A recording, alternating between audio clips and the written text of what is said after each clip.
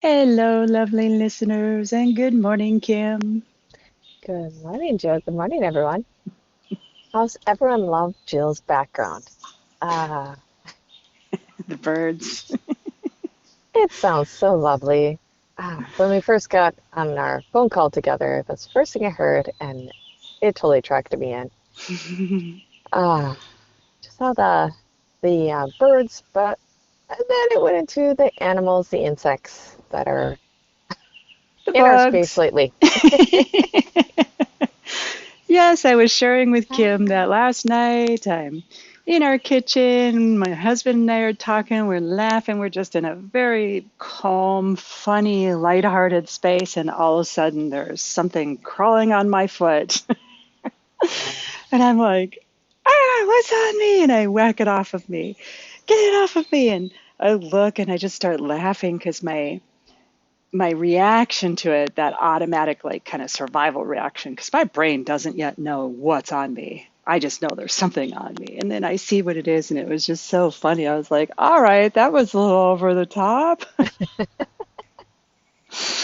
And then I shared with Kim also that this morning I'm laying there and I'm very peacefully still asleep. It's early morning, it's maybe like 5. So the sun's up because it's summer. We have long, long days. And, I'm laying there and I'm just cozy yet, and then there's a spider walking across me, and just like that, you jump and you hit it off of you, and it's like, get off of me. yep. And then I don't know how much longer later it was. I dozed off again, but the spider came back, and then I was like, "You need to get off of me," and that was my alarm clock. Was a couple bugs, couple spiders on me, and I was telling Kim I had been at some point started really just thinking about one, my reaction. My mind was really calm. And so my Yeah. reaction to those bugs was more in the moment, more like kind of that just survival thing. Like we don't, as humans, tend to like things crawling on us. No. But then I started thinking Nope. about how lucky I am that I get to sleep night after night after night without bugs crawling on me. It's very Yes. unusual. And how at one point in human history, for most people, it was quite common to have bugs on them. Yeah.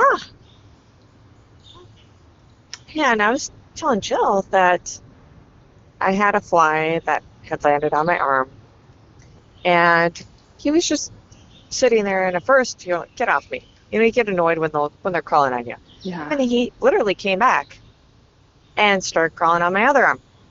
And I did not react. I sat there, and I was asking my mind and my brain, like, what's he doing to you? What harm is he actually causing you that you have to panic right away, that you have to freak out? What is he doing to you?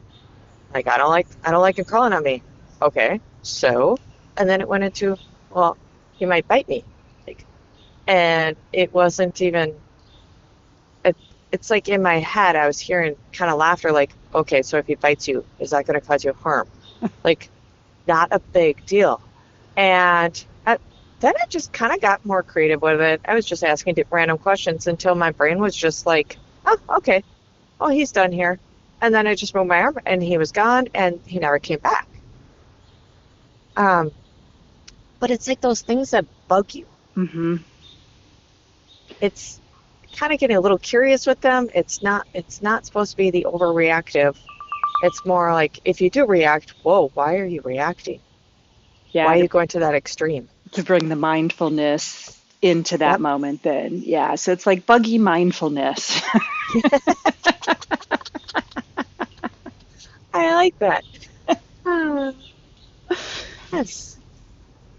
Yeah, and Kim, I've said so many times to you, I'm not sure how many times we've actually talked about it on this podcast, but I just have such an admiration for your ability to go into your brain and your mind and just like slowly walk things through a series of questions. And you like do it, you've been doing it for so long. You are like expert to the nth degree at it. And so I was sharing with you that I was really quite impressed that something like a fly on you walking across you caught your attention, because you bring so much mindfulness to your life that for a fly, usually I think most days you would have just been like, it's a fly, whatever, move on. It wasn't like Yep. important enough to graduate to the mindfulness curiosity, let's find out what's going on here. Usually that's more for, your work, your Yeah. clients.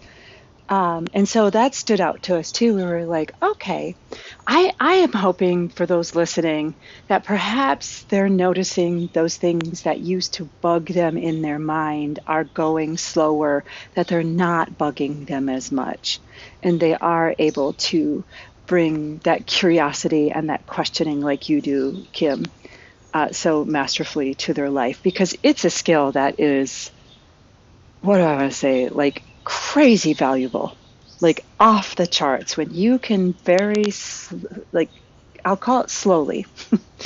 It still goes fast, but it doesn't go Yep. so super fast you can't be involved in it, which is what happened to me the first time the bug got on me last night. It was so fast, I wasn't involved in the process. The next few that happened, I was involved because it's like, oh, okay, I can slow this down and ask the questions. And Kim, I think when you say your brain, you tune in and like figure out what side of your brain, right? Is that, Yeah. can you just share a little bit more about that? Because I think that's so important. Um, yeah, my left side of my brain, I mean, most people call it the ego. It's more the human brain. It's the human experiences that we've gone through, that we've been told what to kind of believe in. So a lot of the belief systems are stuck in that left side. And then for me, my right side is more, what do you call your spirituality or connection to source? But it's basically a connection to energy, a connection to all that is. Mm-hmm. And there's a different vibration when you can just connect and just be, and almost like feel the vibration off the insect, or you're hearing something, a different message than what you would normally have told yourself. Right. So sometimes there's a little contraindication in your head, like a conversation that just goes on. Mm-hmm. And it's more to help you get out of your possible belief systems that maybe you question, maybe you doubt, maybe it helped you see a different perspective. It's it's when that's happening, there's that conversation going on. Yeah. And I've been playing with this the last few weeks, and I took a moment after that first bug was crawling on my foot, and later on, like I think it was after the spider, then this morning, and I just reflected back on it, and I was like, you know what, when that first bug was on my foot, I was like all on that left side of my brain, and in the left side of our brain, like you said, is more to the human side because it does the right side, right? The brain goes Yep. to the opposite side of the, and I was like, oh my goodness, I was like instantly all in that human, like, I gotta survive, there's something on me. And it was just fascinating, Kim. And then I realized after the second spider, I was like tuning in, and as I was like just like reflecting on that, I could feel myself much more in my right side of my brain of looking at like how fortunate I am that I'm, gratefulness of that I don't have bugs on me all the time, because I wasn't like thinking it through. I was just like tapping into like, what's this all about? Yes. And I had never done that in my life until you started talking about like literally tuning into the sides of your brain. So I think it's a wonderful tool. I just can't even tell you how. I'm just getting started with it, and I'm like, oh, this is incredible. It takes Yeah. mindfulness, which mindfulness is just Yes. kind of this like, what does it mean? And it gives mindfulness a very tactile, physical experience. It gives it a framework that we can wrap our minds around and play with. That's what I think. And it becomes very like, oh, okay, I can do that. Where mindfulness is just kind of like, I mean, I get it, but what does that mean? Yep. Yep.